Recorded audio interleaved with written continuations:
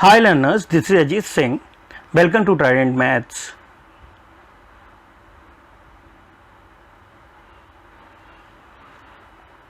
जहां हम सीखेंगे मैथ्स को सबसे आसान तरीकों से। तो let's begin. Good morning everyone. आज हम स्टार्ट करेंगे मेंस्ट्रुएशन टॉपिक। तो काफ़ी इंपॉर्टेंट टॉपिक है हमारे बोर्ड्स एग्जाम्स को लेकर या छोटी क्लास के बच्चों के लिए भी। और आप कोई भी ओलंपियाड से दोगे इसके क्वेश्चन जरूर आते हैं और बहुत ही इंपॉर्टेंट टॉपिक है। तो चलिए स्टार्ट करते हैं मेंस्ट्रुएशन टॉपिक। तो सबसे पहले हम देख लेते हैं कि हमारी मेंस्ट्रुएशन की डेफिनेशन क्या होती है। Menstruation is the science of the measurement of the length of line, area of surface and volume of solid. यानी कि इस टॉपिक में हम यही सब पढ़ने वाले हैं। एरिया ऑफ सरफेस क्या होगा या वॉल्यूम ऑफ सॉलिड क्या होगा, इस टाइप के क्वेश्चन को हम आगे देखेंगे। उससे पहले हमें कुछ कन्वर्जन याद होने चाहिए, कुछ इंपॉर्टेंट यूनिट्स के। तो जैसे कुछ बचपन में आप लोगों ने बहुत लोगों ने पढ़े होंगे, फिलहाल कुछ इंपॉर्टेंट जो थे वो हमने यहाँ सामने लिखे हैं, आप यहाँ से देख सकते हैं, रेफर कर सकते हैं। ठीक है, चलिए हम आगे देखते हैं टॉपिक में क्या है। तो अब हम बात करेंगे area and perimeter of the 2D figure. 2 dimension के जितने भी फिगर हैं, जो प्लेन फिगर बोले जाते हैं, उनके एरिया और पेरीमीटर के बारे में। तो यहाँ पे मैंने एक टेबल बना के रखा हुआ है। तो चलिए एक एक करके हम देखते हैं क्या क्या हो सकते हैं। सबसे पहला जो हमारा रहता है वो रहता है रेक्टेंगल। ओके, हम सबको पता है रेक्टेंगल कैसा दिखता है, लेंथ होती है और वेथ होती है कुछ इस टाइप से। और इसकी जो लेंथ को एल से डिनोट करते हैं और जो हमारा ब्रेथ होता है वो बी से डिनोट होता है।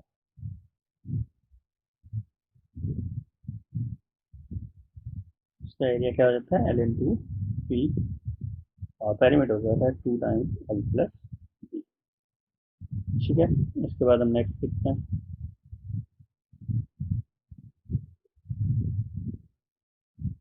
सेकंड नाम होता है हमारा, जो हमें सबसे ज़्यादा जो पड़ेगी वो हो गया स्क्वायर।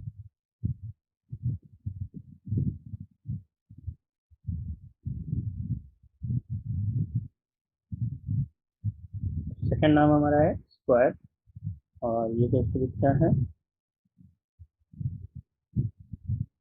तो ये सभी साइड्स आपस में इक्वल होती है। ये बी है और यहाँ ये एल है। तो इसकी जो स्क्वायर है, ये स्क्वायर है तो फिर क्या, साइड को हम इससे डिनोट कर देते हैं, और डायगोनल यहाँ पे डी से डिनोट होता है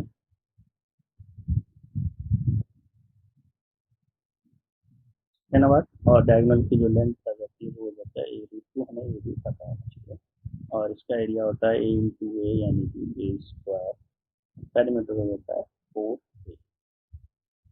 ठीक है, चलिए आगे देखते हैं।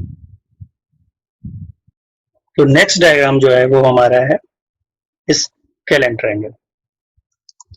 ट्रायंगल और ट्रायंगल में भी कौन टाइप्स ऑफ ट्रायंगल में पता है, 3 टाइप्स होता है, scalene, right angle and equilateral, sorry isosceles and equilateral. ये हो गया हमारा स्केल एंड ट्रायंगल, जिसकी तीनों साइड्स आपस में इक्वल नहीं होती हैं, अलग अलग साइड्स होती हैं। तो देखिए इसका एरिया कैसे निकलता है, पहले तो हम डायग्राम देख लेते हैं इसका।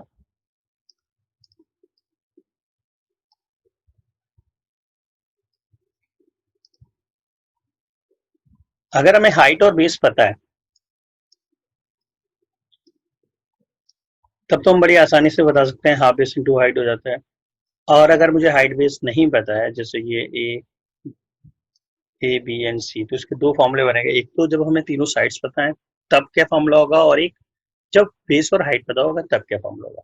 तो जब तीनों साइड्स होंगी उनको हम देखते हैं। हमें पता है कि ए बी एंड सी जो है यहाँ पे वो क्या हो जाएंगी, तीनों साइड्स हो जाएंगी।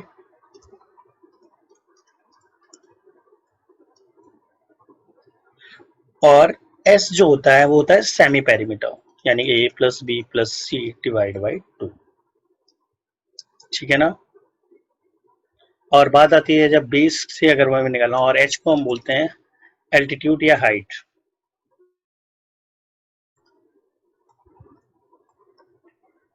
और इसके बाद तो अगर मैं एरिया की बात करता हूँ तो यहाँ पे 2 तरीके के फॉर्मूले, पहला आ जाएगा हाफ बेस इंटू हाइट, आएगा हमारा हीरोन्स फॉर्मूला। और क्या होता है हीरोन्स फॉर्मूला वो देख लेते हैं।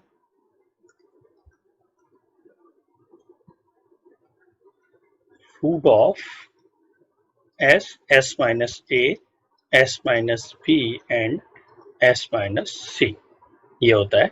और इसका जो पेरीमीटर होता है वो 2s से डिनोट होता है, वो हो जाता है a प्लस बी प्लस सी। तो इस तरीके से हमारा ये ट्रायंगल के फॉर्मूले हो गए हमारे पास। ठीक है, चलिए नेक्स्ट फिगर देखते हैं। तो नेक्स्ट फिगर है हमारा, वो है हमारा इक्विलेटरल ट्रायंगल।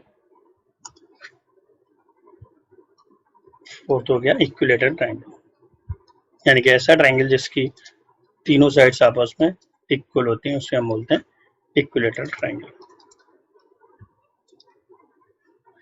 और इसके हर एंगल 60 डिग्री का होता है।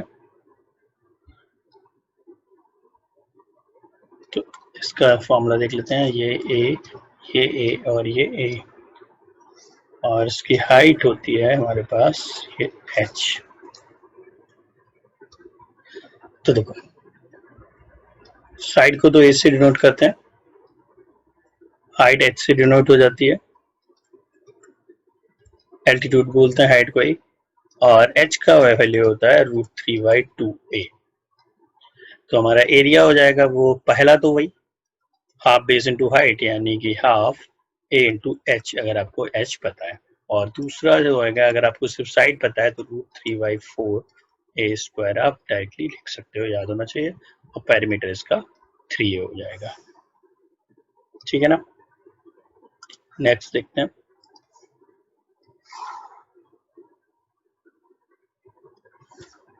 तो जो नेक्स्ट है हमारा वो है आइसोसेलेस ट्रायंगल।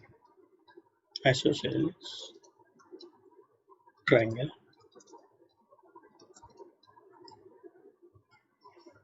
में दो साइड्स इक्वल होती हैं, तीसरी साइड इक्वल नहीं होती है।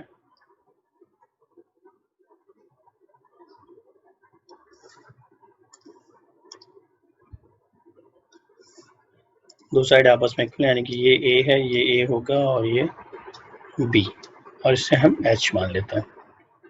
तो ए को मैंने इक्वल जो साइड्स हैं उससे डिनोट किया है, बी हमारा बेस हो गया, और एच है हाइट या एल्टीट्यूड।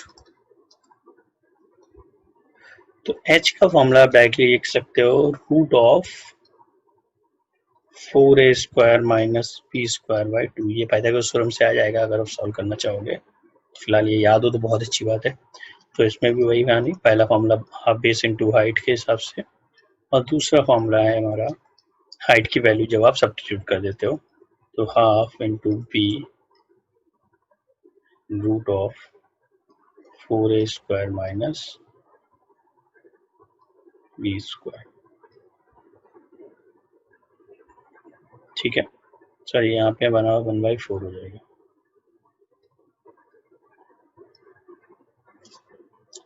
इस तरीके से रहेगा, और ये यहाँ पे 4 है।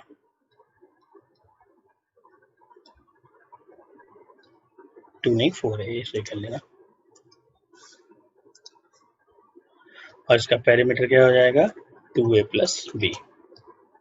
ठीक है, चलिए नेक्स्ट देखते हैं। डायग्राम होगा वो राइट एंगल ट्राइंगल होगा, जिसको हम इस तरीके से बोलते हैं परपेंडिकुलर, यानी कि P, और ये हमारा 90 डिग्री होगा यहाँ पे, और ये बेस P और हाइपोटेनस H। तो इस तरीके से डिनोट करते हैं। तो इसका जो एरिया होगा पहला तो वही हाफ बेस इंटू हाइट,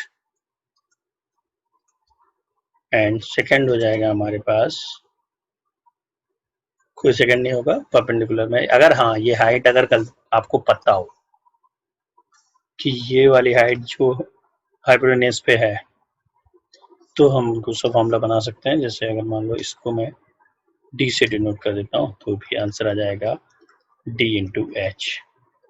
तो इस तरीके से आप बता सकते हो। यहाँ पे पेरीमीटर क्या हो जाएगा, तीनों साइड्स अलग अलग है, सबका एडिशन हो जाएगा, तो P plus B plus H, ये हमारा आंसर हो गया पेरीमीटर का।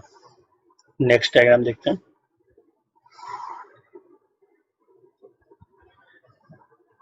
अब ये है राइट एंगल आइसोसेलेस ट्रायंगल्स।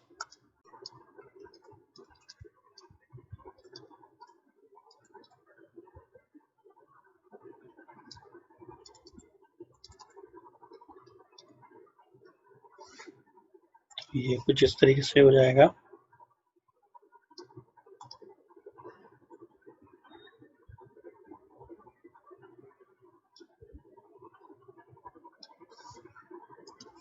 ये 90 है, ये ए, तो ये हो जाएगा a√2। ठीक है ना।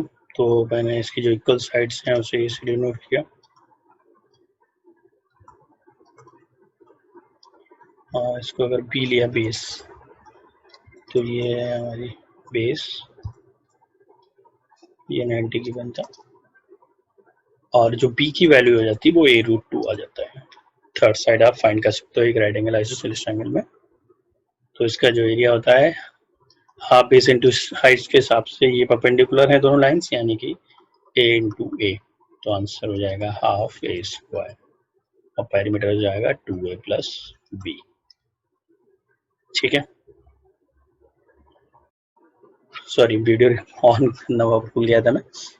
हाँ, तो जो हमारा एक डायग्राम होगा वो कोऑर्डिनेटर हो जाएगा, जो कुछ इस तरीके से दिख रहा है। ये एल्टीट्यूड्स हैं इसी के ऊपर दो, h1 एंड h2, और इसी दो डायगोनल हो गया, और h1 h2 एल्टीट्यूड्स हो गया। ठीक है ना।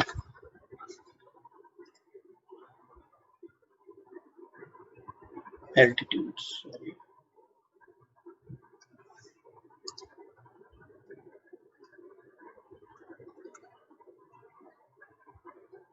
तो h1 एंड h2 एल्टीट्यूड हो गए, और उसका एरिया हो जाएगा half multiplied AC bracket h1 plus h2। Reason वही है, इन दोनों ट्रायंगल्स का अलग अलग एरिया निकाल के हमने ऐड कर दिया, तो AC कॉमन आ जाएगा, हाफ कॉमन आ जाएगा, बाहर आ गया, अंदर बचेगा h1 प्लस h2। पेरीमीटर अगर ये चारों साइड से ABCD हैं तो A plus B plus C plus D हो जाएगा। तो देखते हैं हमारा नेक्स्ट डायग्राम क्या है।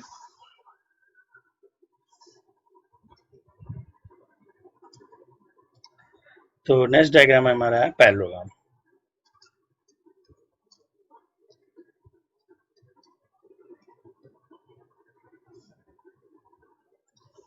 ऐसा क्वाड्रिलेटरल जिसकी अपोजिट साइड्स आपस में पैरेलल होती हैं, और जब पैरेलल होती हैं तो इक्वल भी होती हैं। ठीक है, प्रॉपर नहीं बना लेकिन मान लेते हैं ये एक पैरेललोग्राम है। तो ये साइड A और A है, ये साइड B और B है। तो देखो इसका फॉर्मूला हम दो तरीके से दिखा सकते थे। एक तो जब ये हाइट रहेगी, इसको मैं मान लेता हूँ h1, और दूसरा तब जब दूसरी तरफ टू अदर वाले जो पैरेलल हैं उनके ऊपर कोई उनके बीच की हाइट की बात की जाए,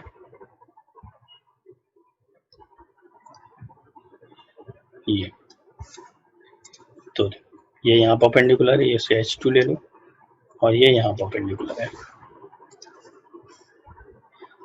तो सिंपल है। तो A एंड B क्या हो जाएंगे हमारे पास, और A और B साइड्स हैं पर अपोजिट नहीं है, एडजेसेंट साइड्स।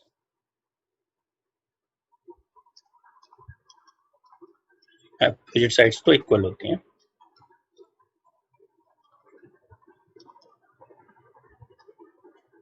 और H क्या है हमारा, h1 and h2 distance between the parallel sides.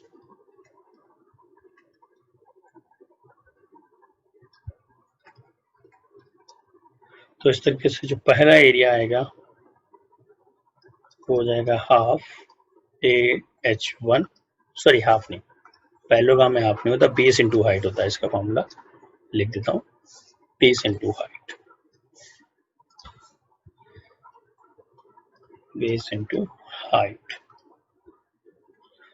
तो ये आ जाएगा A इंटू H1, और दूसरा हो जाएगा P इंटू H2, और ये दोनों आपस में इक्वली होंगे क्योंकि पैरेललोग्राम सेम है।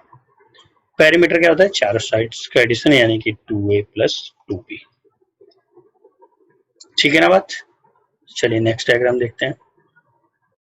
अपना नेक्स्ट डायग्राम है रोम्बस। तो ये 10th हो गया रोम्बस। ये एक ऐसा पैरेललोग्राम होता है जिसकी चारों साइड्स आपस में इक्वल होती है, और जब रोम्बस का एक एंगल 90 हो जाता है तो वही एक स्क्वायर बन जाता है रोम्बस। यानी कि चारों साइड्स आपस में इक्वल, ए और साथ ही साथ पैरेलल भी होती है अपोजिट साइड्स। तो ये क्या होगा, हमारा साइड्स हो गई।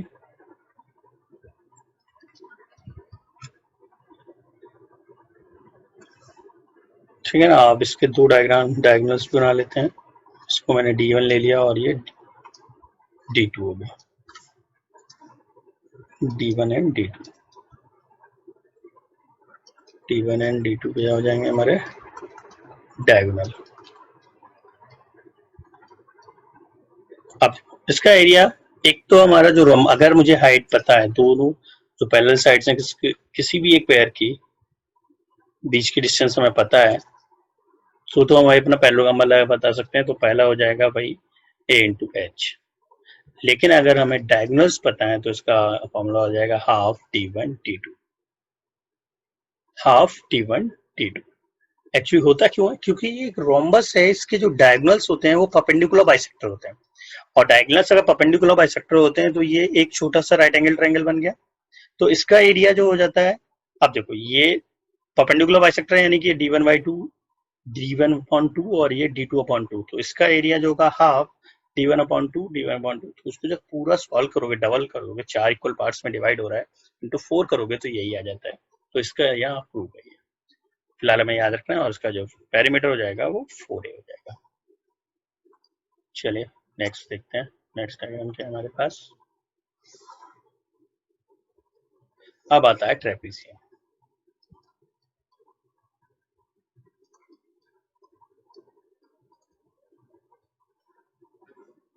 और ये कुछ इस तरीके से होता है कि एक ऐसा क्वाड्रिलेटरल जिसका one pair of opposite sides parallel और दूसरा वाला पैरेलल नहीं होता, नॉन पैरेलल। अपोजिट साइड्स एक से पेयर तो अपोजिट पैरेलल होता है, दूसरा अपोजिट नहीं पैरेलल होता है, नॉन पैरेलल होता है। ये पैरेलल और ये दोनों नॉन पैरेलल। और मान लिया जो पैरेलल साइड्स हैं उनके बीच की डिस्टेंस h है, और ये A और ये B। तो अगर A and B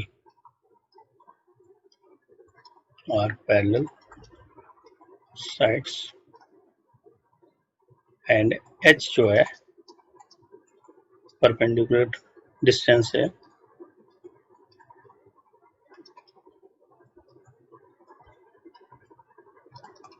distance between parallel sides.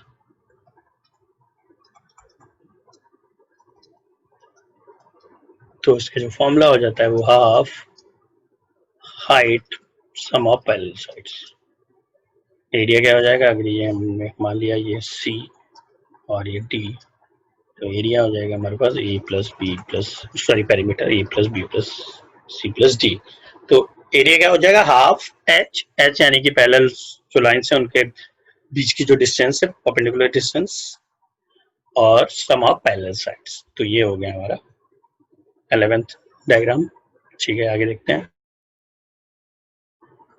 तो हमारा जो नेक्स्ट डायग्राम है वो है रेगुलर हेक्सागोनल। रेगुलर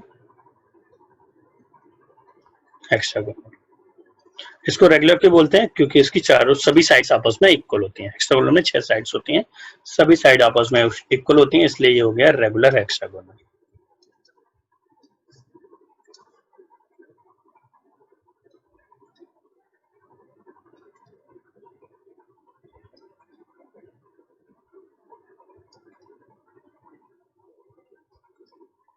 कुछ ऐसा। अब देखो जरा इसका एरिया कैसे फाइंड करते हैं।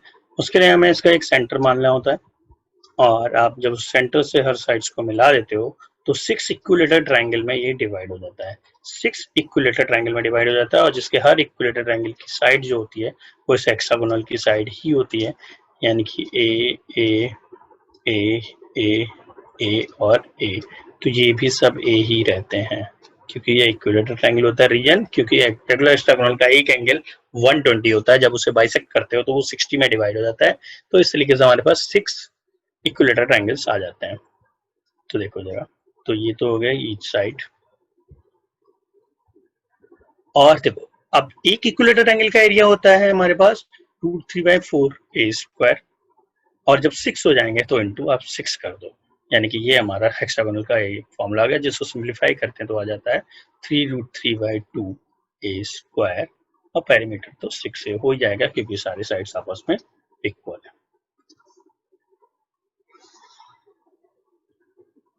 इसके बाद आता है ऑक्टागोनल, और वो भी रेगुलर ऑक्टागोनल। एक ऐसा डायग्राम जिसमें 8 साइड्स हैं और वो भी इक्वल है।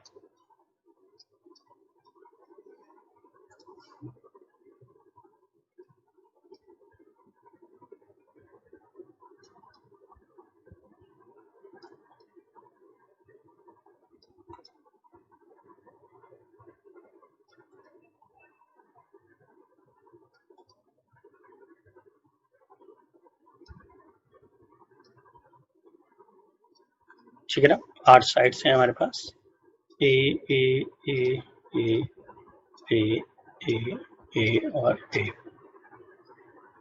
तो इसका फॉर्मूला आप डायरेक्टली याद कर लो, वैसे तो ये बहुत रेयर पूछा जाता है लेकिन फिर भी हमें पता होना चाहिए।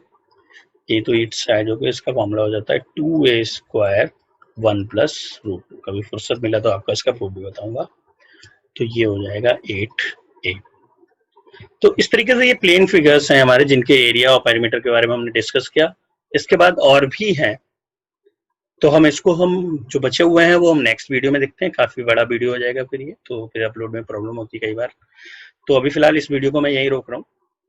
तो आप लोग सभी देख लो, अच्छा लगे तो लाइक, सब्सक्राइब और शेयर करो, और अगला वीडियो मैं जल्दी ही भेज दूंगा इसके आगे का।